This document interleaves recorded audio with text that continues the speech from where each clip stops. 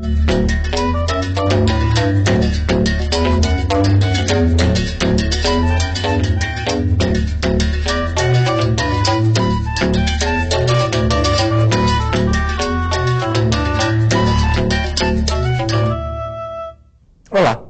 esse é um programa da série Consciência aqui da TV Escola. Hoje, o nosso assunto é o futuro. Será que professores e alunos estão conseguindo acompanhar a velocidade dos avanços da ciência? Para conversar sobre isso, nós convidamos os professores Eduardo Ferreira de Souza, da Universidade de Santo André e da Universidade Ibirapuera, Mônica Walderhelm, professora de Biologia do Cefet do Rio de Janeiro, e o professor Eduardo Ruiz Maldonado, da Escola Estadual Dona Idalina Macedo da Costa Sobré, em São Caetano, São Paulo, além de pesquisador da Escola do Futuro da USP. E para esquentar a discussão, o Consciência foi conhecer uma escola de São Caetano do Sul, na Grande São Paulo. De olho no futuro, a escola está conseguindo estimular alunos e professores com projetos de ciência. Vamos ver? Se alguém perguntar qual o município brasileiro de melhor índice de desenvolvimento humano, a resposta é São Caetano do Sul. A cidade fica na região metropolitana da Grande São Paulo e tem um cuidado todo especial com a qualidade de vida. Mas o que teria levado São Caetano ao topo do ranking? A resposta, sem dúvida, passa pela educação. A taxa de analfabetismo é menor que 1%, mas isso não diz tudo. Aqui, nós vamos encontrar um exemplo de como a escola pública pode superar dificuldades e se antecipar aos desafios do ensino e aprendizagem do século XXI. Existe aqui na escola, sim, um grupo de professores, direção, alunos, pais também envolvidos nesta luta de trabalhar um projeto político-pedagógico diferenciado, onde a teoria e a prática são colocados e o aluno pode ser o protagonista de sua própria história de aprendizagem.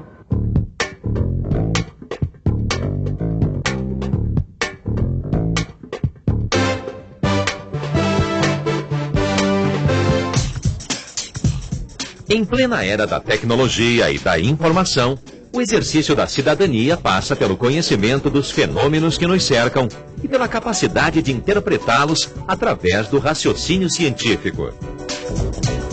Todos os dias, na Escola Estadual Idalina Sodré, alunos do ensino médio têm a oportunidade de registrar e comparar dados. Isso aqui é uma placa solar. Quando nós aproximamos a lâmpada que tem a luz, transforma em calor. Nós colocamos a placa solar aqui. Quando aproximamos a lâmpada, como vocês podem ver, ele move o Lego.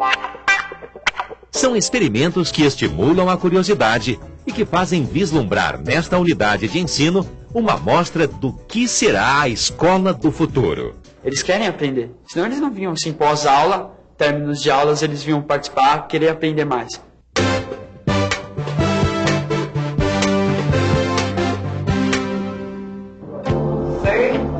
Massa de D, quanto que é, pessoal? Como quase toda escola pública, a Idalina também viveu muitas dificuldades. Falta de material e poucos recursos para investir em equipamentos. Essas limitações tinham reflexos no ensino de ciências, em que as aulas exclusivamente teóricas desestimulavam alunos e professores. Mas isso começou a mudar quando um grupo de educadores decidiu ir em busca de parcerias. Há 11 anos, a escola participa de um projeto da Universidade de São Paulo voltado para a pesquisa no ensino de ciências. Uma das diferenças dos projetos de ciências que são trabalhados na Escola do Futuro e nas escolas tradicionais é que todos os projetos eles têm que investigar algum assunto real para os alunos. Então, não é uma coisa fictícia, não é um problema fictício, não é uma situação de outro mundo, ou que só está presente no livro. Então, é uma realidade que está presente no dia a dia dele.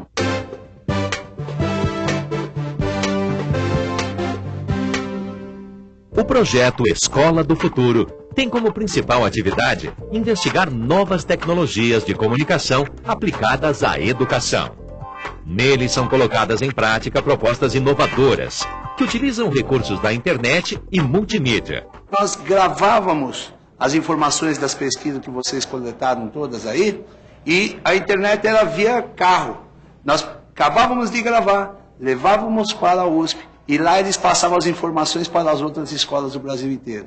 Era preciso motivar os alunos a observar fatos, formular hipóteses e desenvolver o raciocínio lógico-científico. De uns tempos para cá, elas começaram a crescer bem mais devagar.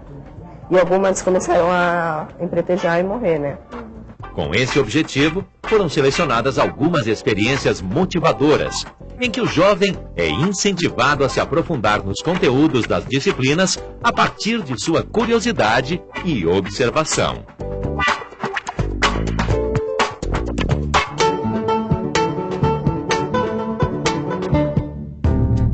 Bom, aqui é a medição dos girinos. Eu vou pegar um aqui, a gente vai medir e pesar eles para acompanhar a metamorfose deles. A rã touro veio do Canadá e é conhecida pelo sabor e pelo valor nutritivo de sua carne. A pele do animal tem sido usada com excelentes resultados no curativo de queimados. A gordura é matéria-prima para a fabricação de cosméticos. No laboratório da Escola Idalina, alunos e alunas acompanham sistematicamente a metamorfose dos girinos até a forma adulta. Eles pesquisam a influência de variáveis como a temperatura e a alimentação no desenvolvimento das rãs touro. Aqui é a pata traseira dele que está começando a se desenvolver. Depois disso, mais ou menos por aqui, vai começar a crescer as dianteiras. E ele vai, com o tempo, perdendo a cauda, que ela é absorvida pelo corpo, e vai crescendo até virar uma rã. Ele vai chegar a esse tamanho, pode até ficar maior. Você está vendo todo o conteúdo de biologia nessa transformação, nessa metamorfose. Se você vê do lado de física, você está comparando que a metamorfose tem uma ligação com o processo energético. Então vocês estão vendo que você vai também para um outro lado da ciência, que é uma interdisciplinaridade. Nosso objetivo é sempre que todas as escolas tenham um centro desse, que os alunos possam pesquisar, possam estar à vontade, possam usar a internet, possam ser eles um multiplicador. Um aluno não pode ser um mero espectador do material pronto, ele tem que ser participativo nas aulas. A literatura ela ser mais feia do que o Brasil.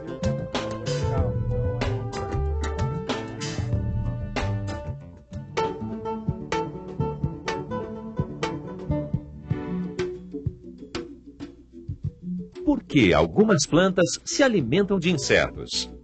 Quais os mecanismos de sua digestão? Em busca das respostas para essas e outras perguntas, os alunos participantes do projeto são orientados pelo professor. Então nós temos aqui na nossa mão uma dionéia, e essa dionéia ela tem um processo digestivo de comer alguns insetos. Mas eles também desenvolvem aqui uma pesquisa relacionada com um dos assuntos mais polêmicos da atualidade: a clonagem. Quando a gente está clonando a planta, a gente pode selecionar os melhores indivíduos. É uma seleção onde você vai colocar, vai plantar, vai selecionar da planta que já tem um sucesso na sua seleção natural e vai plantar ela. Então você teria uma planta que desenvolve a maior fruta, uma safra inteira delas.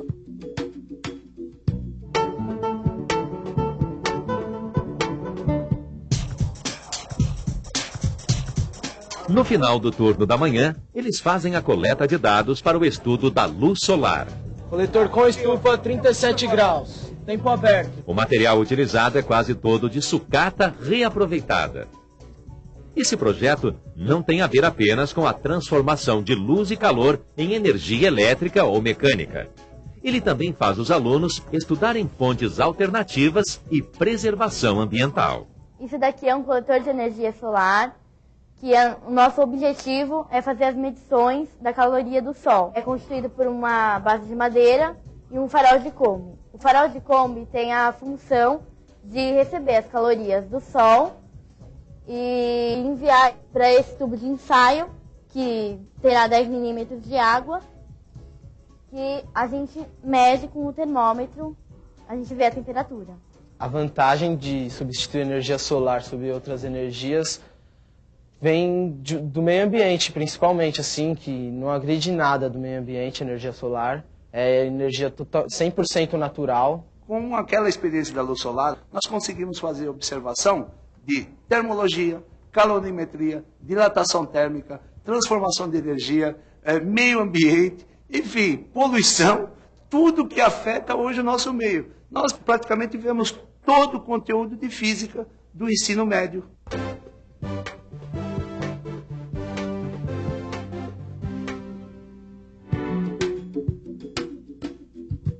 Quando se referem à escola pelo primeiro nome, os alunos da Idalina parecem estar falando não de uma escola, mas de uma pessoa muito querida. A escola Idalina Sodré tem presença frequente na SBPC e em outros eventos científicos, conquistando o reconhecimento de educadores e parceiros. Quando os alunos do Idalina foram ao SBPC, eu percebi assim que eles estavam muito alegres, porque eles tinham conseguido realizar um trabalho que foi fruto de uma luta muito grande. A escola vem se destacando nos projetos da SBPC a nível nacional. Os alunos têm apresentado projetos brilhantes, têm sido premiados nesses projetos. Nós, alunos, passando o nosso conhecimento para professores, né? Para professores, diretores de escola e até mesmo alunos. É uma coisa, uma experiência super legal que a gente tem. Houve uma sinergia muito grande de motivar essa equipe também numa competição de robótica.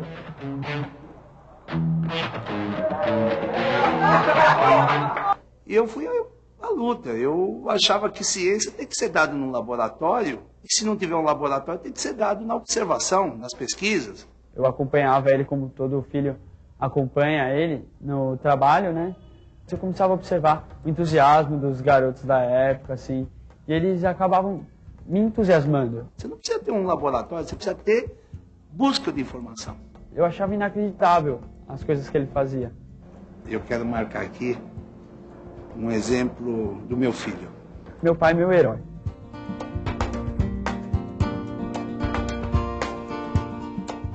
Todo conhecimento surgido aqui é divulgado e compartilhado com outras escolas brasileiras.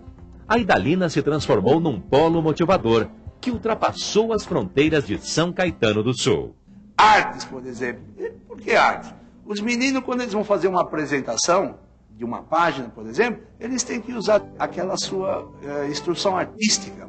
E eles fazem trabalhos fabulosos. Hoje a gente vai estar começando esse projeto com vibração nativa, que é a primeira banda do nosso projeto.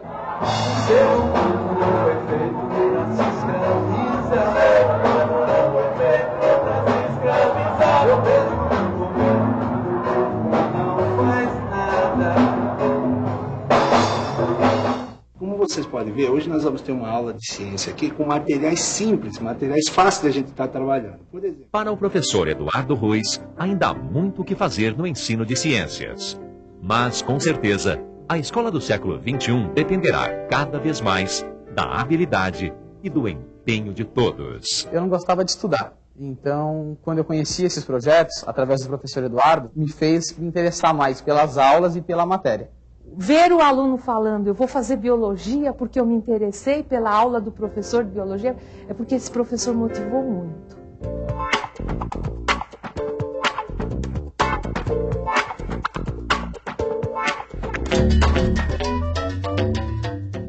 Bom, então vamos começar nossa conversa aqui no estúdio, ouvindo da Mônica. O que você achou desse projeto? Olha, sendo uma professora de uma disciplina da área de ciência da natureza, né, sou professora de biologia, eu considerei fundamental o fato do projeto, primeiro, quebrar aquela ideia de que a gente tem que partir de temas estanques. Então, o projeto parte de problematização, que é fundamental. Quando você tem uma questão assim investigada, você faz uma articulação, uma abordagem interdisciplinar de verdade. Quer dizer, que disciplinas são convocadas a dar conta dessa questão? Quem eu preciso mobilizar para ajudar a responder o que eu estou investigando? Então, isso é um primeiro ponto que eu quero destacar. Uma outra coisa, como a professora da USP destacou também, parte de problemas reais, né? Então não fica no nível da ficção. Um problema real não necessariamente tem que ser aquilo que está do lado do aluno no cotidiano direto, mas pode ser uma questão local e pode ser uma questão global, mas de algum modo tem que estar articulado com a vida, né? Para que o aluno perceba que aquilo que ele está aprendendo no ensino médio, de algum modo vai instrumentalizá-lo, vai prepará-lo para viver a vida, para ser cidadão, né, que a gente tanto prega. Conhecimentos que ele provavelmente vai conseguir aplicar Exatamente. durante a vida, né? E Eduardo, o que você achou do projeto? Olha, eu concordo com o que a Mônica disse e pouco tenho a acrescentar o que ela disse, entretanto, eu vejo como empolgante Porque muito se fala hoje no Brasil de uma educação voltada para motivar o aluno. E, de fato, aí, nesses projetos desenvolvidos pelo professor Eduardo, a gente vê que, na prática, há uma provocação ao aluno, um estímulo, mas no sentido de desafiá-lo a finalmente deixar de ser receptáculo da educação, de um saber já pronto, para ser o construtor do seu próprio conhecimento. Sai da passividade para ser protagonista da sua própria aprendizagem. Exatamente, mas isso eu considero como um desafio. Porque é muito cômodo, até para o aluno se acomoda, né?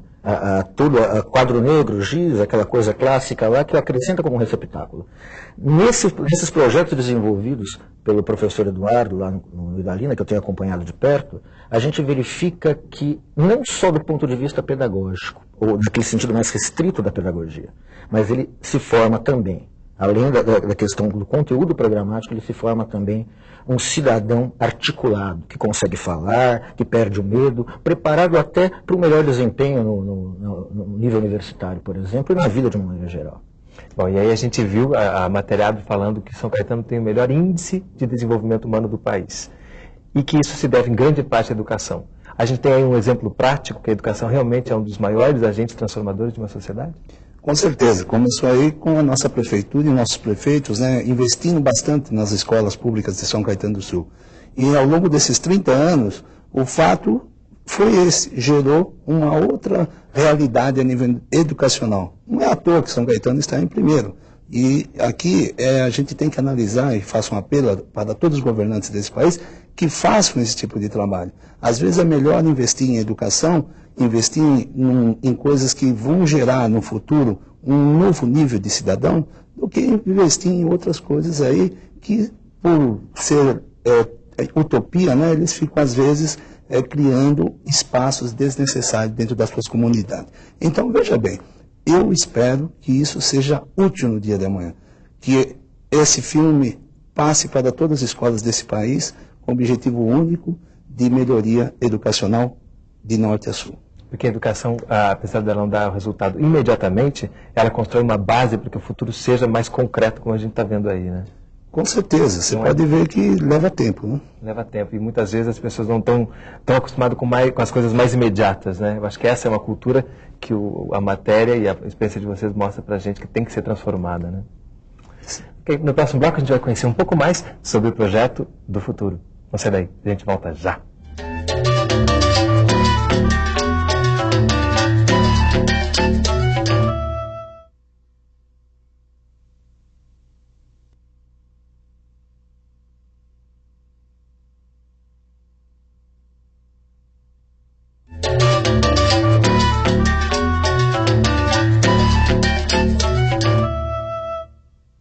O programa Consciência está de volta, conversando sobre o futuro na escola, com os professores Eduardo Ferreira de Souza, Mônica Walderhelm e Eduardo Ruiz Maldonado.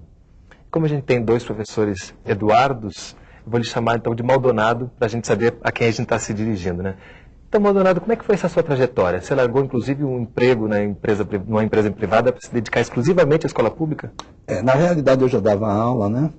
E trabalhava na iniciativa privada. O problema maior foi que eu achava uma oportunidade que aconteceu dentro da empresa e também estar acontecendo dentro da escola. E essa oportunidade surgiu e eu fui à luta. E eu fico feliz que tem dado um resultado extremamente positivo. Hoje, a nossa cidade, ela já conta com todas as escolas com laboratórios de ciência, com laboratórios de informática. Enfim, é uma outra visão educacional. E é isso que a gente pretende fazer daqui para frente nessa estrada longa, para que a gente possa colocar isso em todas as cidades desse país.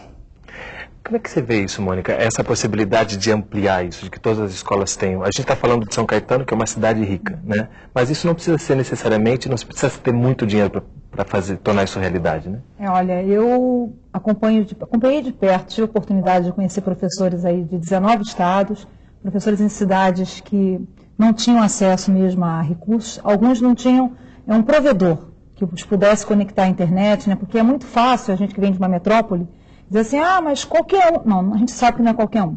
Mas veja, eu acho que o que ficou claro ali no projeto, no trabalho que eles fazem, é que o conceito de laboratório que tem que ser repensado, redimensionado, laboratório, quer dizer, espaço, um lugar onde você trabalha, onde você faz. E aí é claro que o professor tem sim que brigar para fazer um convênio com parcerias que tragam a tecnologia para a escola, porque eu acho um absurdo a gente fazer uma escola pobre para aluno pobre. Essa é a lógica mais perversa que existe. A gente tem que ampliar o quadro de referências do aluno da escola pública, instrumentalizá-lo para transitar, tanto no bairro como no mundo. Quer dizer, o aluno é cidadão de bairro e é cidadão do planeta. Mas é possível fazer coisas bem interessantes na área de ciência da natureza, usando material pouco sofisticado, usando sucata, usando material que eu consigo na cozinha da minha casa. O mais importante, me parece, é que o aluno possa vivenciar o que foi mostrado na escola do Maldonado. O método científico, não como aquela coisa assim, estanque, que eu aprendo no ensino médio, as etapas, a importância, mas não, o tempo todo, permitir que os meninos e meninas possam levantar hipóteses, possam investigar, possam ousar responder. E isso é possível fazer com um feijão germinando no algodão. Embora, é claro, que a gente torça para que toda escola possa, sim, ter acesso a uma tecnologia mais avançada. Uma outra questão importante é a eleição das experiências a se fazer, né? Como é que vocês chegaram a essas experiências? Por que essas foram as experiências eleitas para trabalhar com os alunos? No primeiro momento, quando nos surgiu o projeto em 93, nós tínhamos 4 experiências, né?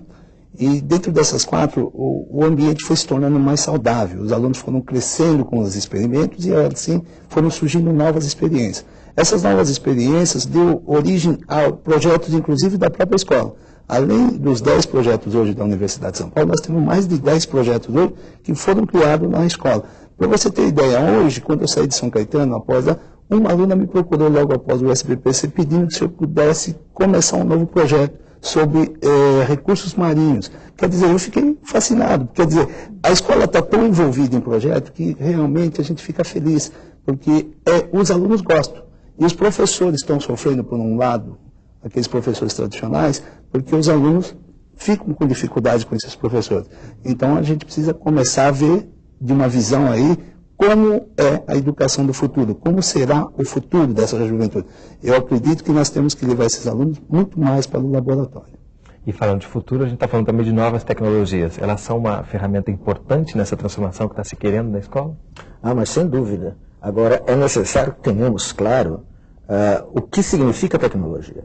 Porque essa palavra começa a assustar também. Então, veja, nos rincões do Brasil, mas São Caetano é rica, então ela tem acesso à tecnologia e coisa e tal. Eu não vejo dessa forma, porque tecnologia, como eu vi na experiência do professor Eduardo, que parece que não apareceu no vídeo, em que ele dizia que dava para medir o sol com cabo de vassoura.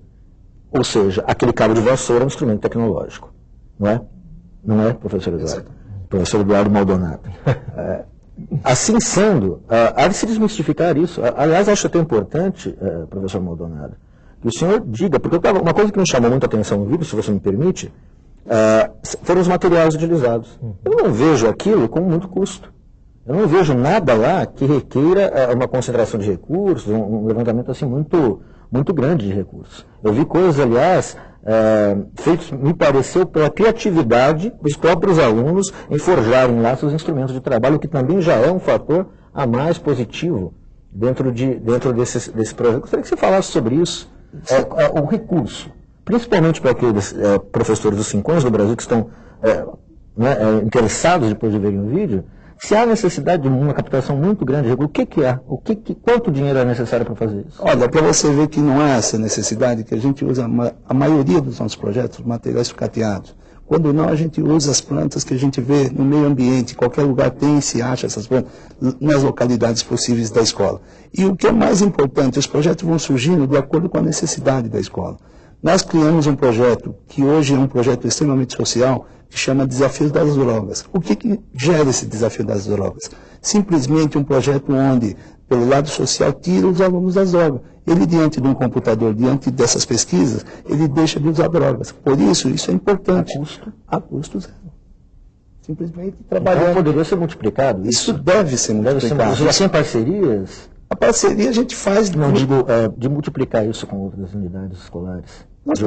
Nós podemos fazer essas parcerias, nós estamos aptos a isso, nós gostaríamos que todo mundo que visse esse trabalho pudesse entrar em contato conosco, porque a gente poderia, nesse meio, fazer os primeiros contatos, vão surgir novos CDPs, novos centros de pesquisa, porque ainda não mostrou muito bem o CDP. O CDP é gerado pelos alunos, é administrado pelos alunos.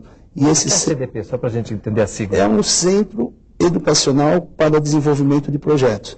Esse centro, os alunos gerenciam. Eles dão todo o apoio ao professor, eles criam a aula do professor em novas tecnologias.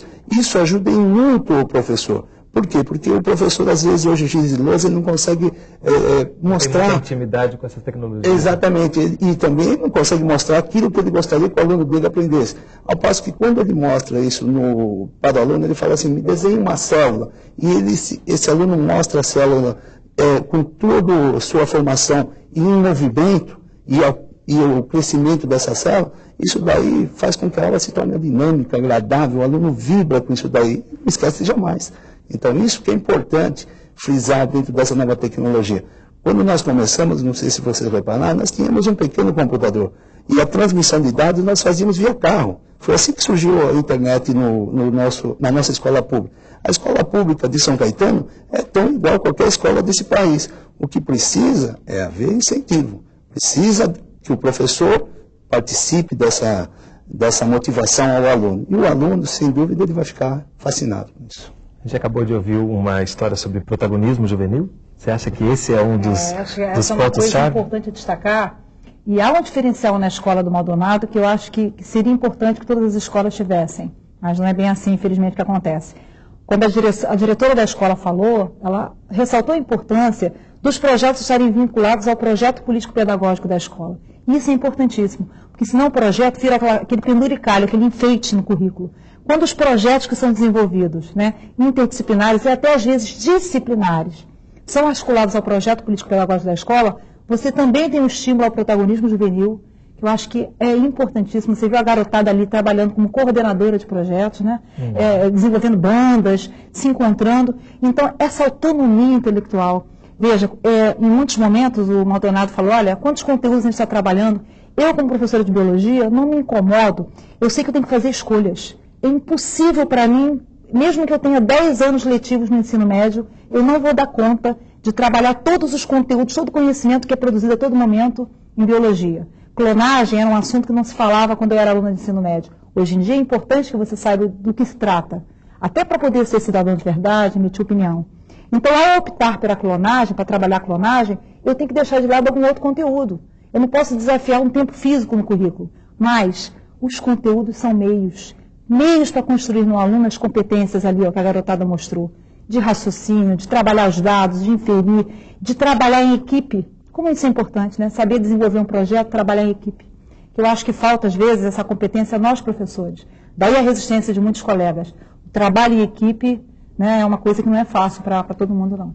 Falando em resistência, você enfrentou muita resistência com o projeto? Quando o novo chega, tem muita gente que tem um pouco de medo? O novo é complicado. O novo é complicado e o aluno, ele cobra o novo. E o professor se vê acuado, numa situação difícil. Então, o que está acontecendo hoje dentro da nossa escola é que a resistência ela está diminuindo. Mas, por outro lado, o professor não está ainda engajado nos projetos. E o que está acontecendo mais importante?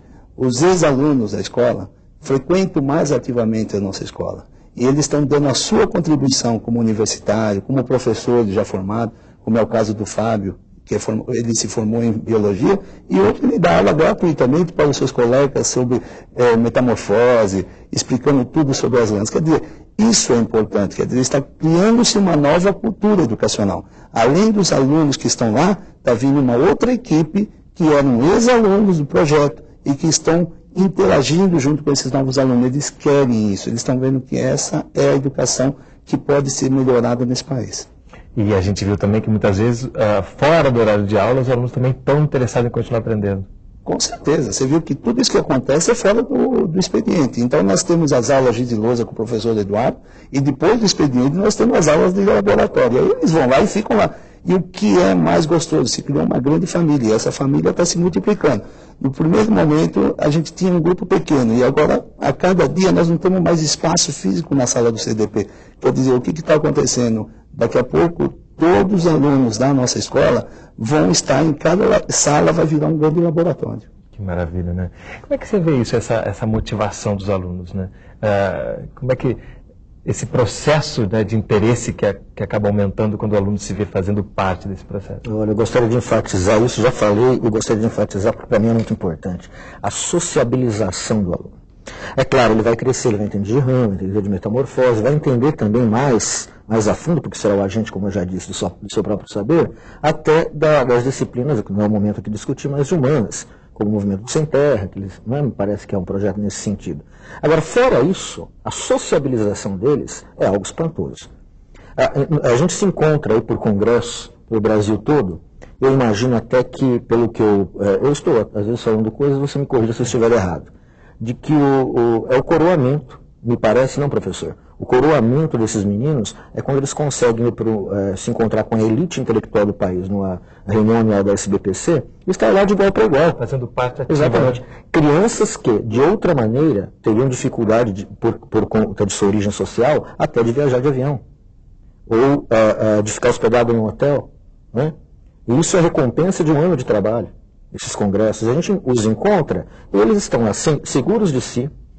Me recordo de uma menina que disse assim, aprendi a falar, estava no 3º ano do ensino médio, aprendi a falar em público graças ao projeto. Isso faz parte de um processo muito mais amplo de sociabilização, de sair da escola, e a escola, na verdade, é a vida, é o mundo, né, para além dos muros. Para além dos muros. E não há resistência. A resistência vai ser inútil dos professores que, infelizmente, ainda não abriram os olhos para essa nova realidade. Como é que foi a história dessa menina? Essa menina foi fantástica, né? Ela me procurou no 4º dia do SBPC, agora, em Cuiabá.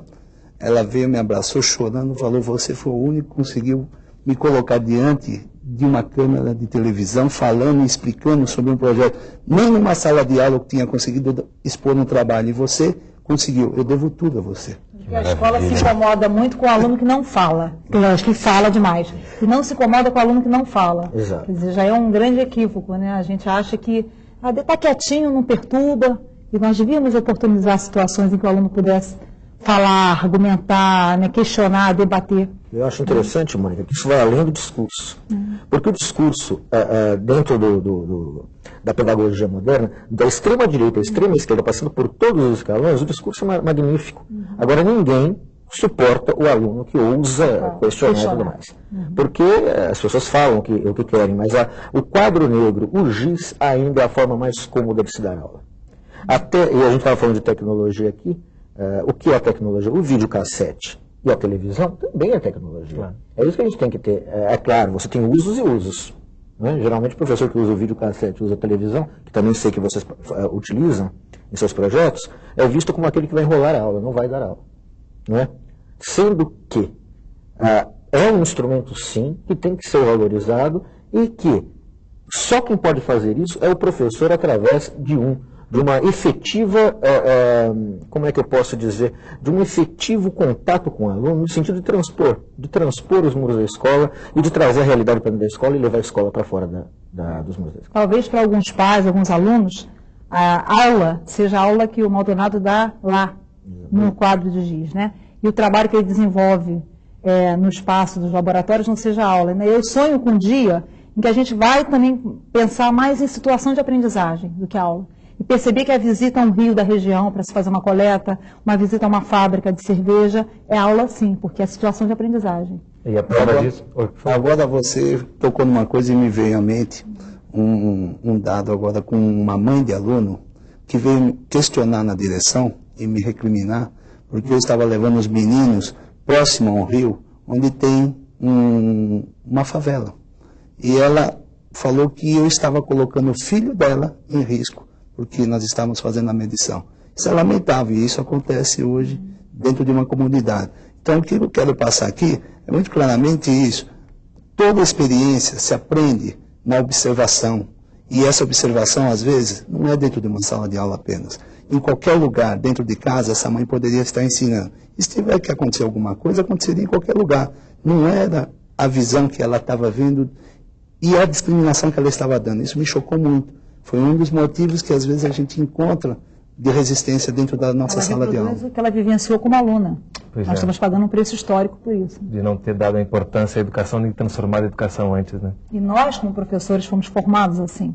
Então, a resistência do colega, você ainda vê nos cursos de licenciatura, apesar da mudança nas diretrizes, propor que seja um curso em que você articule teoria e prática, que você articule conhecimento específico e conhecimento pedagógico, você ainda vê muitos professores com dificuldade de fazer essa articulação. É importante entender essa dificuldade até para poder lutar contra ela. Claro, Né? para repensar a prática pedagógica, investir em formação continuada, isso é fundamental.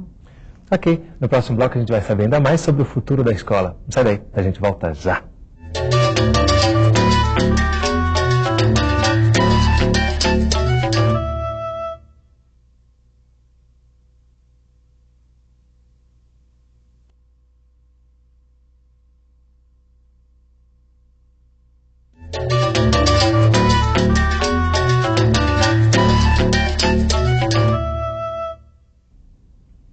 Estamos de volta com o programa Consciência, conversando sobre o futuro na escola, com os professores Eduardo Ferreira de Souza, da Universidade de Santo André e da Universidade de Ibirapuera, Mônica Waldhelm, professora de Biologia do Cefet do Rio de Janeiro, e Eduardo Ruiz Maldonado, professor da Escola Estadual Dona Idalina Macedo da Costa Sodré, em São Caetano, São Paulo, e pesquisador da Escola do Futuro, da USP, Universidade de São Paulo.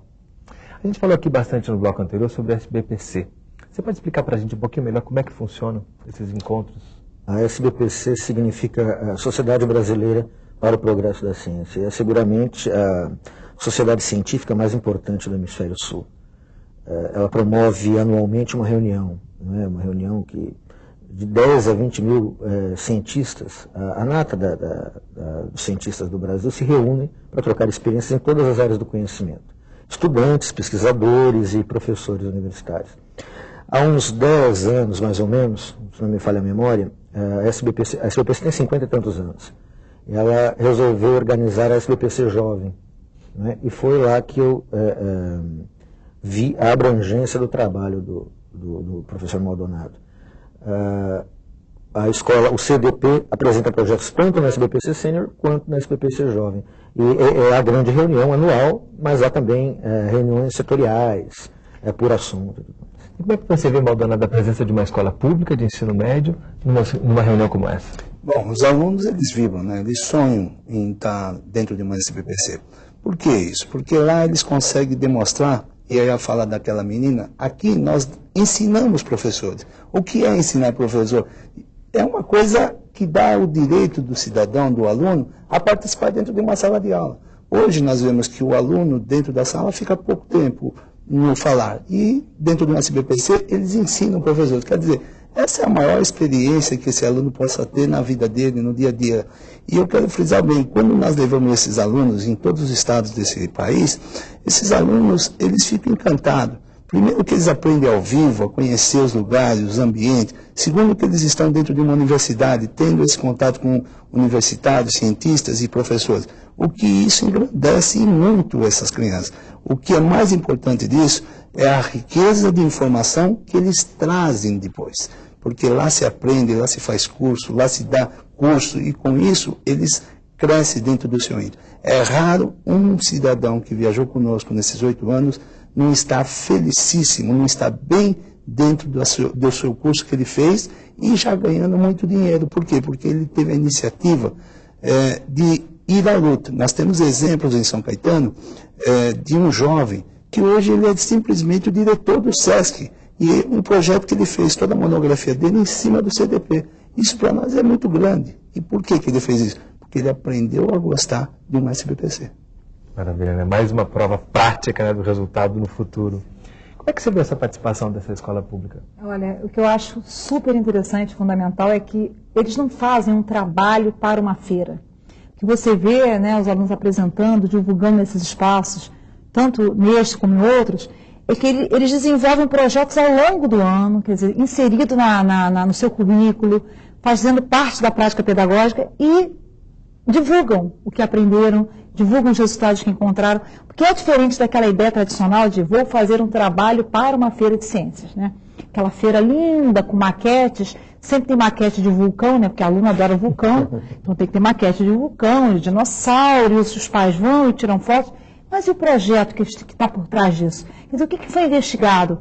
O que se buscou? Que competências foram construídas nesses alunos? Eles foram levados a pensar ou foi aquela coisa de cartaz, maquete e aquela abordagem fragmentada? A professora de biologia falou das doenças provocadas pela água. O professor de física falou das mudanças de estado físico da água. Geografia falou da hidrografia da região. O que eu investiguei em água, por exemplo, num suposto projeto água? Costumo dizer que água não é problema, água é solução. Então, se eu quero investigar o assoreamento de um rio da região, provocado por lixo ou uma outra causa qualquer, que relação tem isso com as enchentes que começaram a cometer a região, eu posso ter um projeto. E aí talvez valha a pena eu fazer uma feira no final para divulgar os resultados, para informar a comunidade do risco de se jogar lixo nesse rio.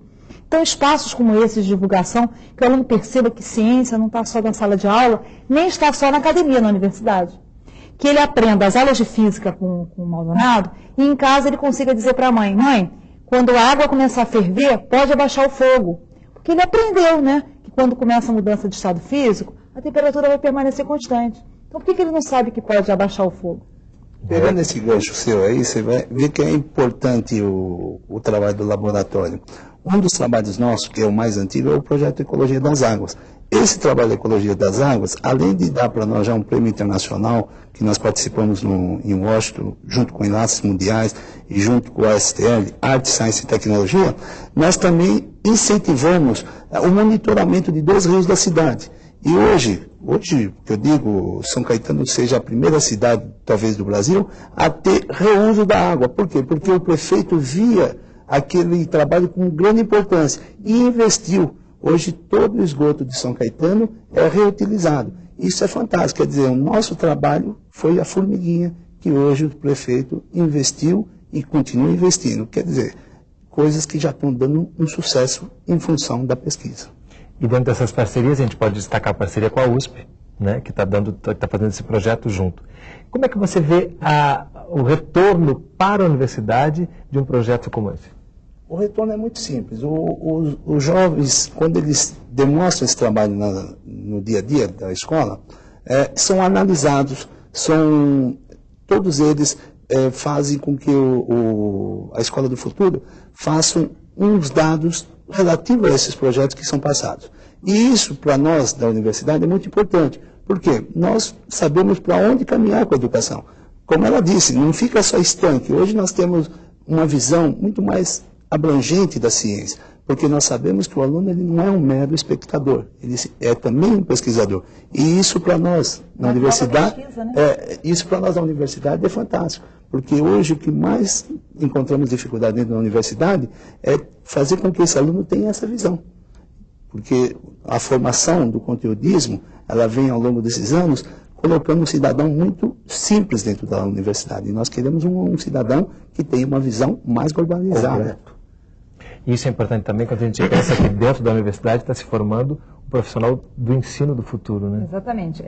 A gente fala muito dessa questão da homologia de processos. Como é que eu vou trabalhar de modo contextualizado, interdisciplinar, dentro de um trabalho com projetos, se eu não vivenciar isso em algum momento como aluno? Quer dizer, a gente já não vivenciou no nosso fundamental, no nosso ensino médio. Espera-se que pelo menos numa universidade, numa licenciatura, eu tenha a oportunidade de perceber essas iniciativas, essas possibilidades de ruptura com a fragmentação, com a desarticulação. Então, eu como licenciando, participando de um projeto como esse, estando lá na escola, eu começo a fazer a conexão, né, do que é o pedagógico com o biológico, com o físico e mais. Talvez assim a gente desmistifique um pouco a ideia de que a pesquisa e ensino de ciências seja uma pesquisa de menor importância que uma pesquisa em biologia, em física, em matemática, em uma outra área qualquer.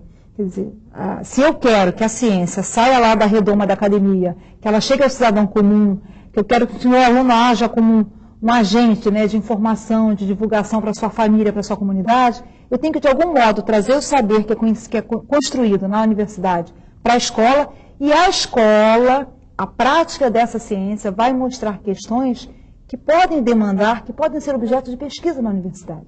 A Escola do Futuro, me parece, investiga isso. Né? Como ensinar ciências. Né? Então, a escola está dando insumo para a pesquisa também.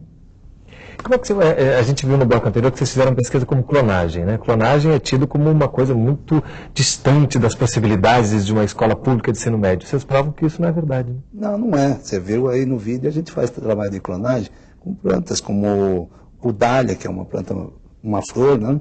Nós fazemos também com plantas carnívoras e fazemos também com violetas. Quer dizer, é uma parte de clonagem bem simples e que dá essa visão ampla para o aluno, né? Desmistificar aquela clonagem que todo mundo está discutindo e que já tomaram até decisão de não fazer. E que a gente tem que refletir se é importante ou não. Nós temos casos e casos. Hoje a clonagem é fundamental. E a gente fazendo essas clonagens, como disse o nosso aluno, a gente pode escolher os melhores indivíduos, né?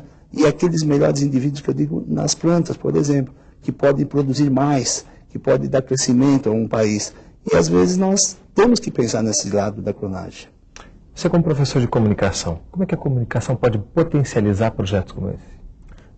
Potencializar no sentido de... Eu acho que o grande mérito de comunicação, utilizando a tecnologia, no caso a internet, se dá pela troca de informação, né?